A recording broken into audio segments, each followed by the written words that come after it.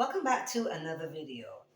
It's December 28th, about to end the year 2025, and a lot of people are planning to make fitness a part of their regular routine, and I'm happy that that's not a resolution for me. But still, along the lines of fitness, I still like to try to have some kind of changes. And I've been getting really into calisthenics a lot. So I'm trying to adjust my workouts in a way that I can work on calisthenics and still work on weightlifting. So today's workout is going to be how I'm trying to blend the two so I can kind of get the best of both worlds. If possible, I'm trying to figure it out so that when January 1st hits, I have a routine all set in stone.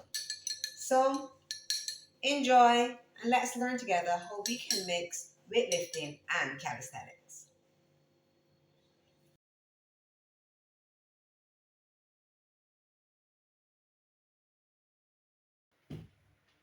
As I have been prepping my workouts the last couple of months, thinking about the changes I want to have for 2026, I just focused a lot on calisthenics, doing bodyweight movements, going really deep into my squats, one-legged squats while trying to learn one-legged squats, doing the regular pull-up, push-ups, practicing the handstands, the headstands, stuff like that.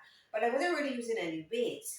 I kind of missed weight training, so last week I did some very light barbell squats, and my quads hurt for days. I mean, hurt really bad for some extremely lightweight. So I decided, you know what? I don't have to give up weights to do calisthenics. I am going to find a way to combine both weights and calisthenic training for stronger, more athletic legs. So let's get warm.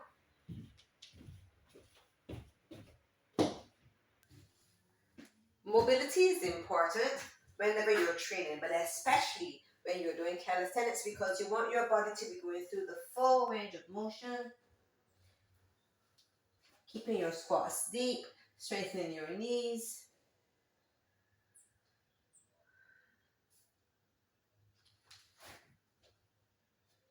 Mobility is essential in calisthenics and in weightlifting.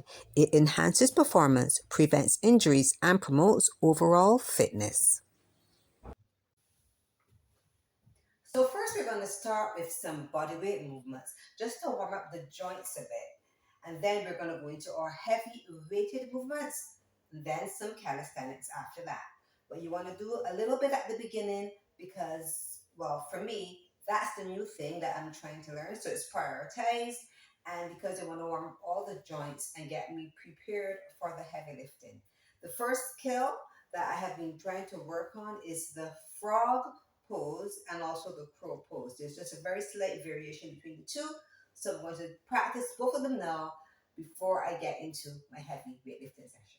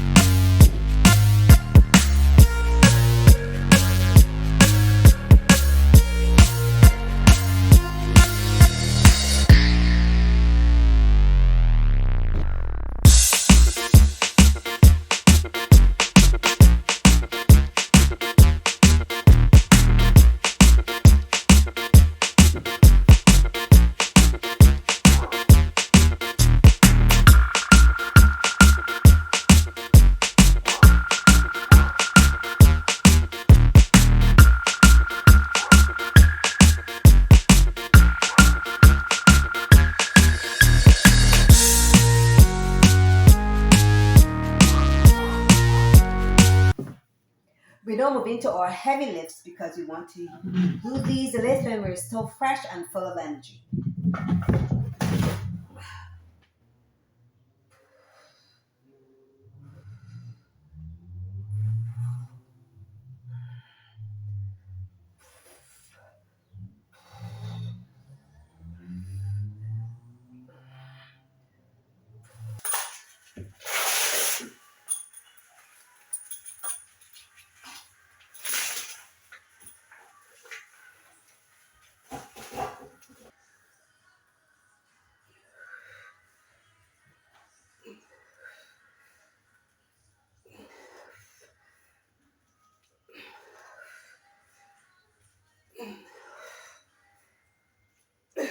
So now we're moving to do some calisthenics.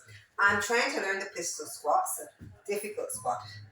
So what I do first is test how far I can go, and then I use assistance to do the full range of motion. So I keep the balancing leg close to the ground to help the balance. I lean over so that I can kind of redistribute the weight to help me to go as low as I can. I test it on both legs. One is always better than the other. And then I use assistance to do full range of motion while I strengthen the muscles I need to perfect this squat.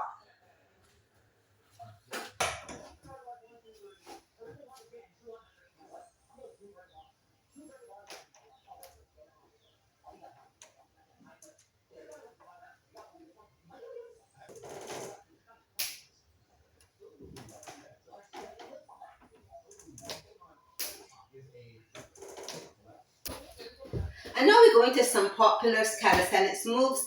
And if it's something that you can do pretty easily, challenge yourself, because what doesn't challenge you doesn't change you. We're doing leg curl, and I'm going to be doing one leg just to challenge me.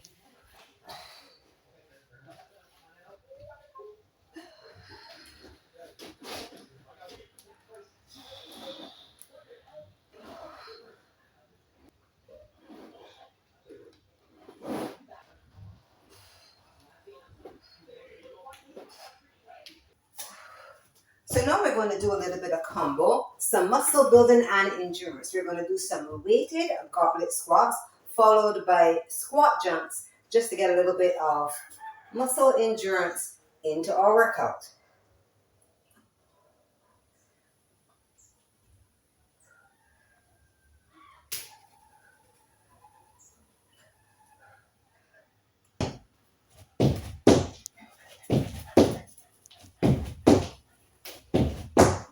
So now to finish off my workout, I'm going to do a little bit of handstand practice.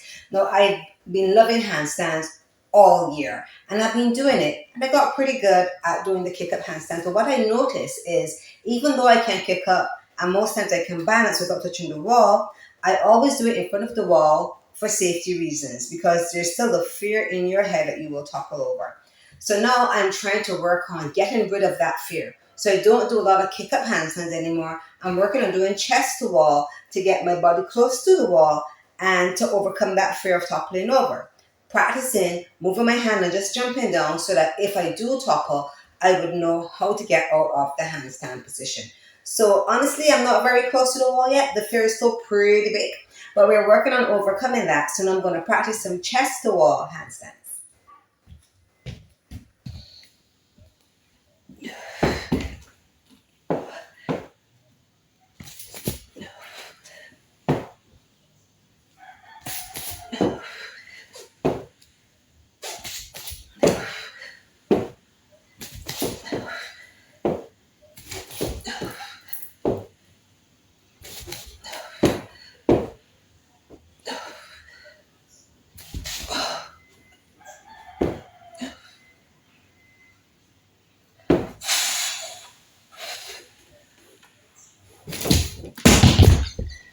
And that's my leg day today. I'll be adjusting and changing, working on how I can change it, make it more effective, so I can work my entire lower body and focus on my calisthenic training.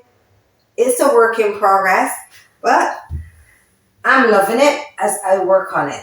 Sometimes I feel like I'm missing my weights, but I know that I'm also doing a lot of body weight movements, and I don't want to overtrain because I train every day.